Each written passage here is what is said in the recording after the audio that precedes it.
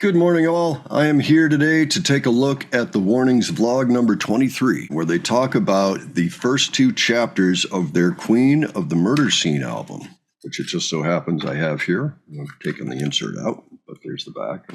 So very excited to have this. Recently, the channel looked at the Lunario concert from 2018, where they premiered this album, and we were mightily impressed. So today, I've got in the earbuds. Maybe I should have gone for white, but I went with black. Hope that isn't too distracting.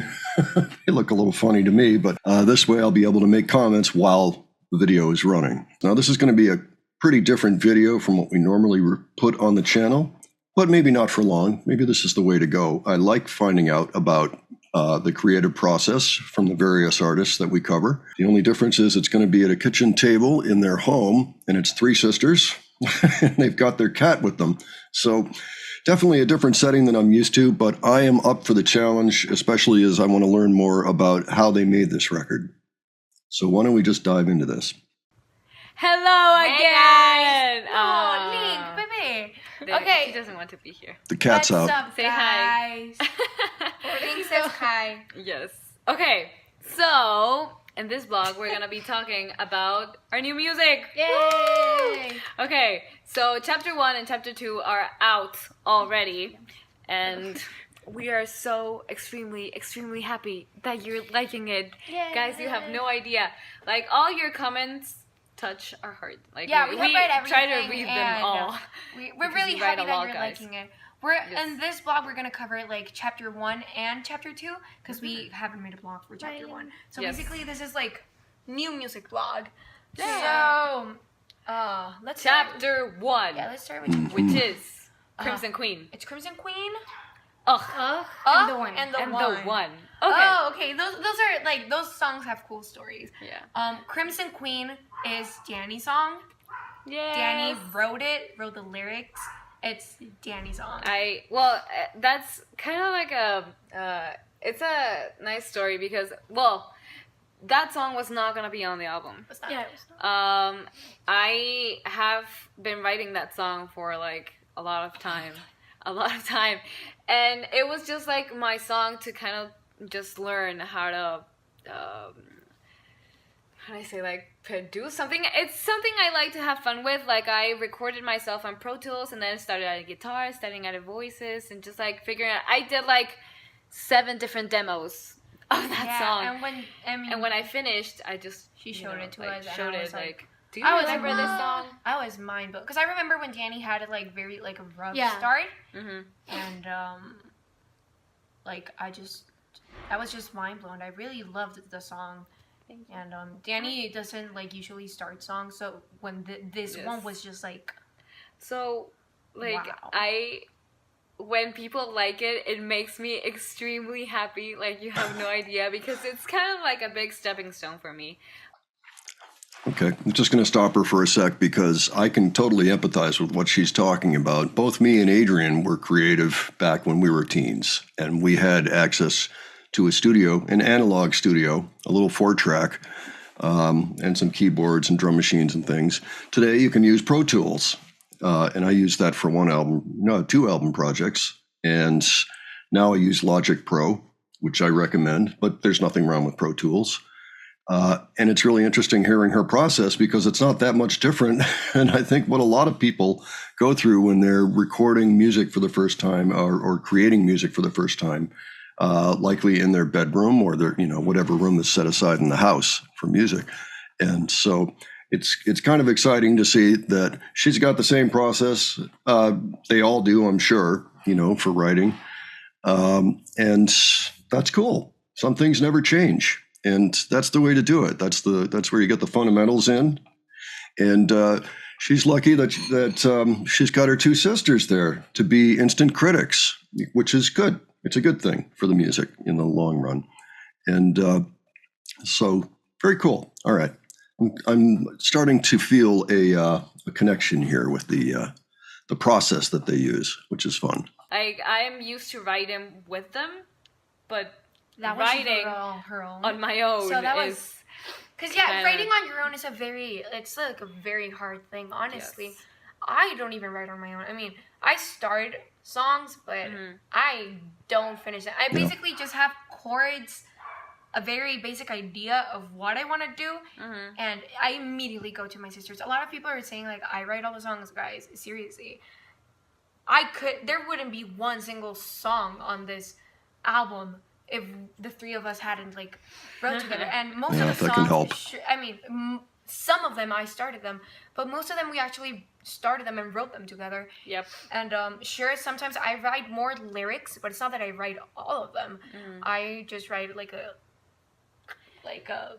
little bit more, but that's especially since like the making of a song has a lot of different of layers. stages. Exactly, because maybe I have like 3 chords, but then I mean I take it to them, and then suddenly we have 12 chords, and it. I mean, it's a very long and complicated process. From the writing to the mixing to the mastering, like everything. And production wise, I mean it's just a very hard process, and we always do it together. It's always the 3 of us, and a lot of songs like. If you compare it to 21st Century Blood, a lot of the songs on this album, we actually started them together while we were writing like in our basement, and we were just like in the instruments and we started them there. So, and I think you can hear it. You can hear that there's really like the 3 of us there in every single song. So, so basically, and then, what's the second song? Oh my god. That's where the name came from, because every time we like try to work on that song, it's like ugh. No, basically that song Danny started it. Yes. She had it a song for a long time. Yeah, song. I was just jamming out one day, and that riff, just like came out of nowhere, and I was like, yeah, it was mainly a guitar riff. Like the guitar was gonna start the song, but then we put it onto the bass. No, but basically that song started off as a very different thing. It was extremely really different. Like, really different. And we struggled. I mean, that's the song that we struggled most on the album. We did like so many versions of it. Like we did more. I think we did kind of like 20 versions. Yeah, basically, probably. it was so many. And every one of them, different lyrics, different melodies, different. Oh, everything. in the studio, we actually finished a ton of lyrics. Like in the we did studio. it like the day we spot. recorded. Oh my god, the I'm vocals. remembering the old lyrics and god. They were pretty. We even did a parody. It was like the don't know how to keep it stable, hearts and bagels. Or bacon. Hearts and bagels. I mean, lox and bagels would work, wouldn't it?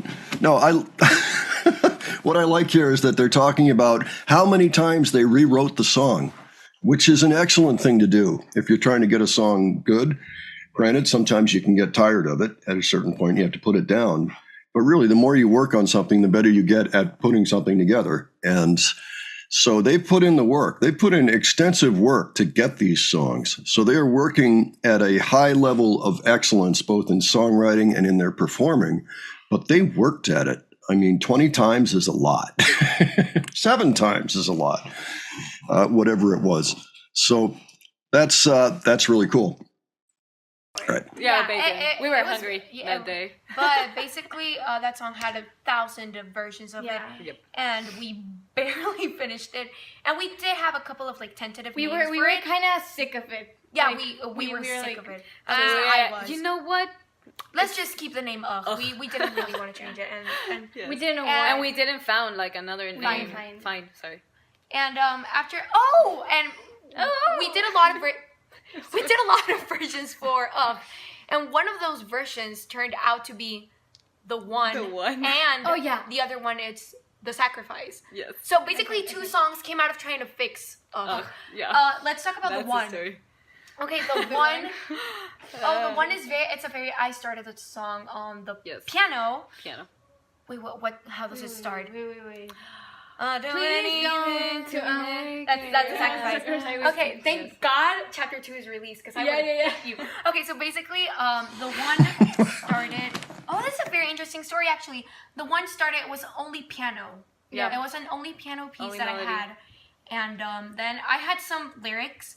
This song was not even gonna be in. I mean, at first it didn't even fit in the story, and then we started adding different aspects to the story. We added like the whole stalker kind of thing.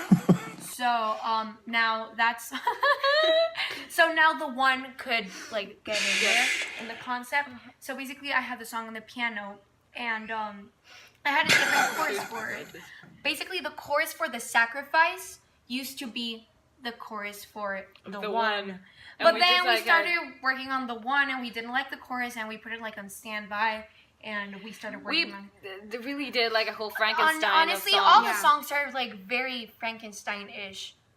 So I do remember the chorus of the one, and I was impressed with how it was put together. I was really impressed with how they dropped it a half step from whatever key it was in into a half step lower. So if they were in C, they were suddenly in B. And I think that is such a great technique for keeping the listener engaged and maybe a little off kilter, which is what you want in a kind of a horror concept album like we have here.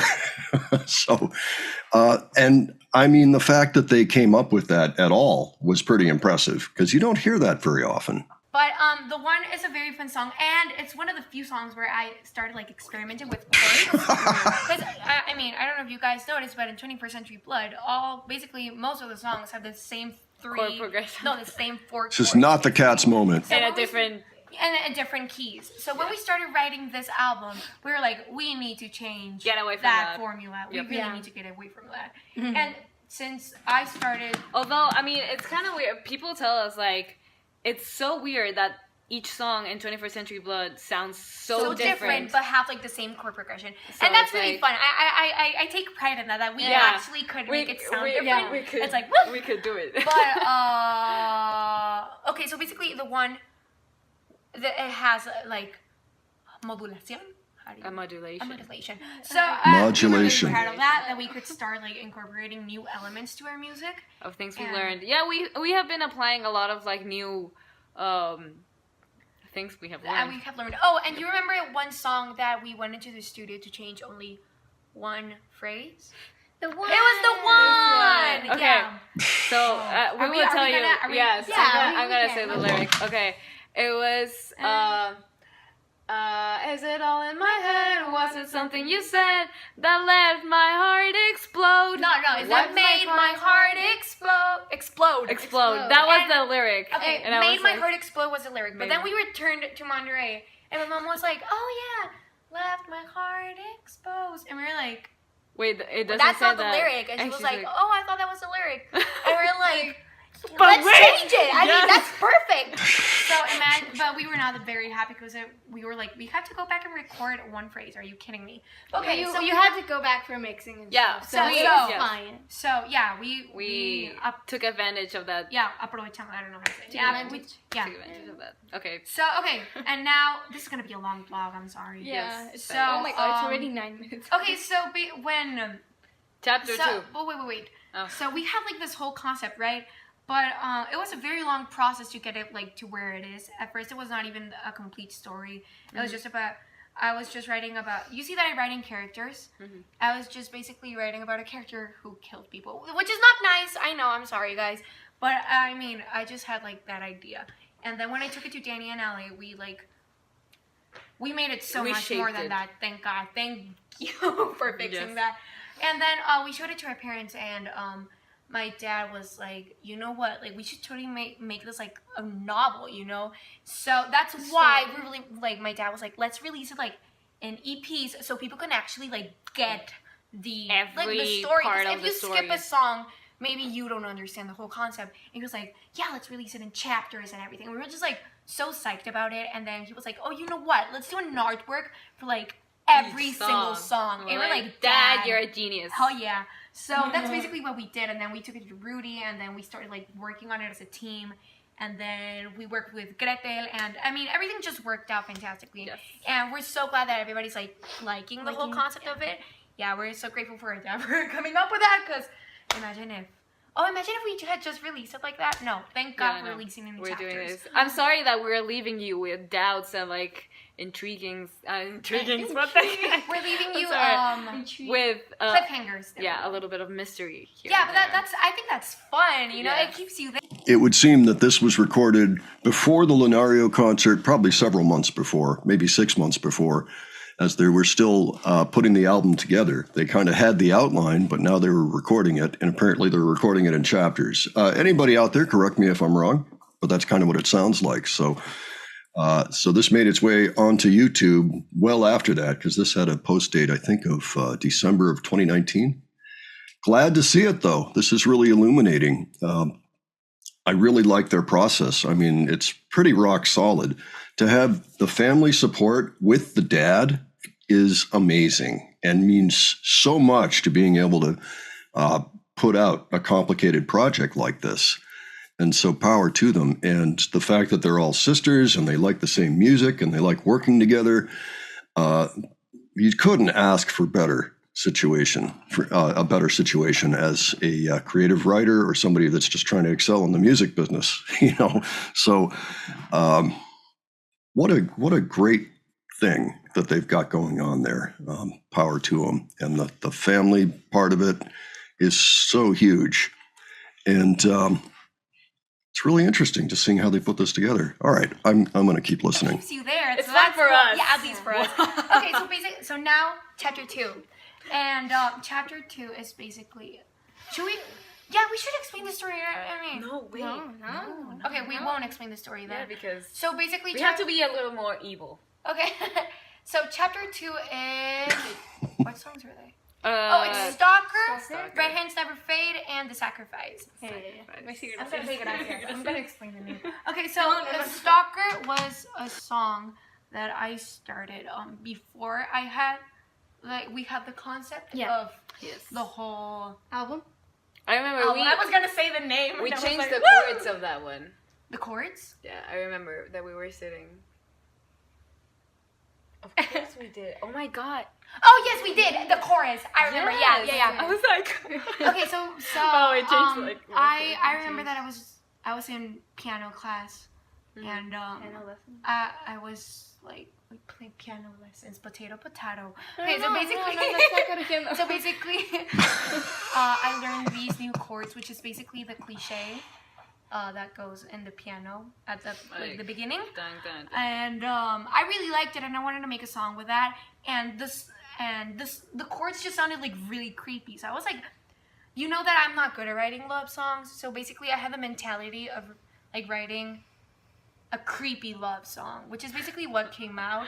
And then after, like, I couldn't finish Stalker. So basically, we took it together, and when we started adding the music, it was just so creepy. It was. Yes. It was really so. It was cool. disturbing. It was uncomfortable, which was everything that we wanted it to The be. guitar feedbacks. Yeah, we are were like, when we were so recording happy. that because like our rough drafts, Like, Mhm.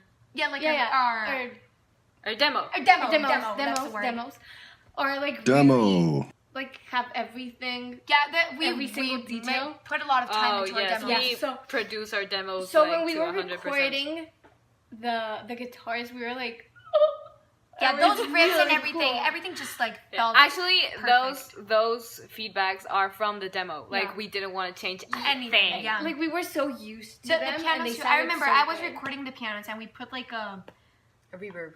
it was I don't know. We took out a lot of like I don't know. I remember what I did on the piano, but I remember that I made it like wet. Mm-hmm. Like the song was wet and like very like distant, Mhm. and we just loved it because it felt reverb. Then I'm sorry. Reverb. So and it felt like really good. And we was like, you know what? Let's just leave it like that. And but thanks to Stalker, like Stalker is a reason that like we were able to incorporate this- a lot more songs, and the story got like kind of more like developed. So and after Okay, stopping again. First of all, I want to just note, and we didn't figure this out till people told us later on, Stalker is where the murder happens in the album. Okay, so if you're hearing the albums for the first time, you can keep that in mind. It's not necessarily obvious if you were looking at the words, Unless you read them many, many times along with the other words in the album, you might catch it then. But if you're just casually coming along and checking out the album, that may not be obvious. The other thing is, I'd really like to know where those demos are, and I think they should release them. If they've been making demo albums of their albums, which makes sense. I mean, I totally see why they would do that. That's actually a great way to work, because then you have a pretty clear idea of what you're going to do when you go in and do the real recording. But I can also attest that if you do that, you do get attached to the way that you recorded it in the demo sometimes. And so you have to find a way to get the same satisfaction out of your final recording. So, and apparently they did by grabbing pieces. So very cool. But yeah, anybody from the Warning Camp watching this, consider releasing those demos for each album. That would be really interesting to hear. All right. It's Red Hands Never Fade. Red Hands Never Fade is actually a really cool story. About like 2-3 years ago, I had like the phrase Red Hands Never Fade. I did a doodle on a notebook with a hand. That is I do not know how to draw. I'm sorry, but it's a really bad drawing, and it just said "Red Hands Never Fade." It looks like you did like a hand in chocolate or something. Yeah, it was a really bad drawing. But then I came back and I just started like writing some stuff, and I just left it there for a very long time, and I did not like pick it up again. And then when we were doing we were trying to pick up songs that could fit here, and then we grabbed and we were like, "Red Hands Never Fade," like. Sounds like it could fit here in this story. Yeah, and then we started working on it, and it just turned out like really. My favorite like part is like the whole to tell you to tell me to tell you. Yeah, I loved like that's. And I always got it wrong, like recording. You said like to tell you. No, to tell me to tell you to tell me. Yeah, you always like switched it up. Yeah. But that was my favorite phrase. I felt so proud of that. That's really cool. I know. And then it was that song was really hard to write. I remember that. Do you remember like the really long songwriting sessions that we had? We just spent like trying 2 to hours. finish those lyrics. Yes. Because the lyrics for the verses were no, but wait, that's no. We also before we have a ton of songs that we took a long time to went write to the LA lyrics, and but everything. Red Hands Never Fade was one of them. Yeah. Okay, but that song is that song is really it's the most tiring song to play. Cause for you. It's really fast For you. and I'm doing eighth notes on the Well, right my hand notes all are the also time, fast. and in the bridge I'm doing 16 notes. So it's basically my right hand is doing this the whole song, and it's so tiring, but it's really fun to play. Yes, it is. Yeah. I was gonna say which one was for me, but it's still not. No, it's still out, I so- was like, Okay, and the next one is the sacrifice, which is really weird to call it the sacrifice, because okay, let me explain a little bit about the background of the sacrifice. Basically, I remember we were doing you know the Patreon rewards where we write lyrics. Oh yeah, we were writing the I lyrics remember. for like one of the Patreon rewards, and I was listening to my K-pop playlist, and I remember I was. Oh, Danny was having a party. Oh, at the you house. were in a party outside. Yeah, I was like, and, what do I? and I didn't remember this. Ale and I were writing the lyrics. It was that day. It was Yeah, that day. right. So Oh, basically, wow. I had my headphones on and I was listening to my K-pop playlist, and a song. No, I'm don't say the not name, gonna I'm say the sorry. name, but basically a song came on and I was like, whoa, K-pop. this is really cool, and I was just like felt like really inspired to go to the piano, and basically And I was like, I had okay, and I started like playing, and stuff just like came out like really well, and I had like the verse part 1 was what the first thing that came out, but the second part of the verse, please don't. no, that's the first part. The second part is the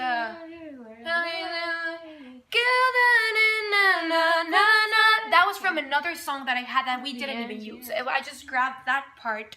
I didn't even show it to you guys. That song was horrible, but that part was good. So Yeah, I thought that placed was like the original. So I placed it there, and I was like, okay, this is sounding good. And the one more simple question came out when we were with Nick Littlemore. in Los Angeles. Yeah, I remember that he Right, gave us yeah. some chords. He was like, write like a very short song with this. this. And that's what came out. And And, we- Nick yes. told us like, whatever came out here in that session, you can use. Like, it's yours. Use it on your songs. So we found out that it fit perfectly there. And we were like, you know what? Let's use that. And the chorus It was the one chorus from the of one. the one. But that chorus actually came out of like the Ah. same like K-pop influence, which is Yeah. really weird because you guys keep telling like, oh my god, I hear this type of influence here, I hear this type of influence, and it's just really funny for me because I mean I look at the list of influences that we like what we were listening to when we were making this album, You were like, and it's the extreme opposite. We really like it listen makes no sense because what we do sounds nothing like what we listen to. yeah, Because I mean, at all. our We album, grab like tiny things we like. that we like, and we try to make like it our own. and we make it our own. Basically, Yep. what we were. So okay, so they are kind of, they've got a long history of listening to music, including music that their parents like, and so that's probably what infuses a lot of their ideas today, perhaps even unconsciously a little bit. I'm not too up on my K-pop, but I don't think that it sounds like them. They seem to be confirming that, and whenever we talk about this band, we're talking about, Uriah Heep, Ozzy, maybe Deep Purple, maybe Metallica, maybe St. Vitus, maybe this, that, and the other thing. And of course, those are our references, and maybe their parents' references, but it's not their references directly, aside from, if they were watching concert DVDs and the like, or what have you. So that's very interesting. And of course, they listen to things that their older fans probably don't listen to, which would include K-pop. And that's cool. Actually, I don't think that it's bad to listen to any particular type of music. In fact, I think the more the better. And if you can start incorporating that into your creative process, then you end up with a truly original sound. If that's what you're going for, you'll be able to do it much easier under those conditions. And I kind of think that's what they're doing. So this album came out great, I thought. So let's continue. We still got about 5 minutes on here. We're listening to was a lot of like Japanese rock and a lot of K-pop, and that's Yes. and of course, what we always listen to. and of course Yeah, what we like always My listen Chemical to. Romance, But yeah, stuff like basically. that. Pop, Panic at the Disco, and stuff like that. But it's like but I think that whole jumble of stuff that we listen to, like it's like we're like a melting pot, and everything just like comes out like a very unique sound at the end. And still, like, each one of us has a very unique sound. So that it even kind of, makes like even more. So yeah, like- well, So basically, the sacrifice was called Gracias K-pop. so we always said gracias. It's thank you in Yeah, Spanish. like so we So- basically called it Gracias until And we so- were recording it. It's in, still weird for me to call it the sacrifice? It's always like gracias. Like live when we At least when we play practice live, it here, it's like, like- Ale tells me like Like what what? song is next, and I say Gracias, Gracias. It's like- not the sacrifice. It's Gracias. Gracias. But the yeah. sacrifice has to be like my third favorite song from the album. I love it so much. Your I'm- 3rd favorite song. Okay. Yeah, I'm just so proud. Okay. I used to be so stuck with chords, but those chords, we really just went out of the shell with that. Yeah. We have like Oh, that you went. modulation. Oh my God, the Yeah, on the vlogs are piano, like I 10 struggle. minutes. I worked a lot on those chords. So I mean that modulation from the pre-chorus to the chorus, it's really- I was just so proud of that. It was just like, oh my god, it's so The different. second chord from the pre-chorus, it's like... Yeah, because instead of doing it minor and like if we did it minor, it would have stayed in it would be diatonic. It would have been inside the scale. But since we did it major, It was it's no like, longer in the scale. So it sounds like kind of like dissonant. I love that. I was just so proud. And so that's why, and just musically, I love all the riffs. Oh yeah. I have like my favorite part is the pre-chorus. The second pre-chorus.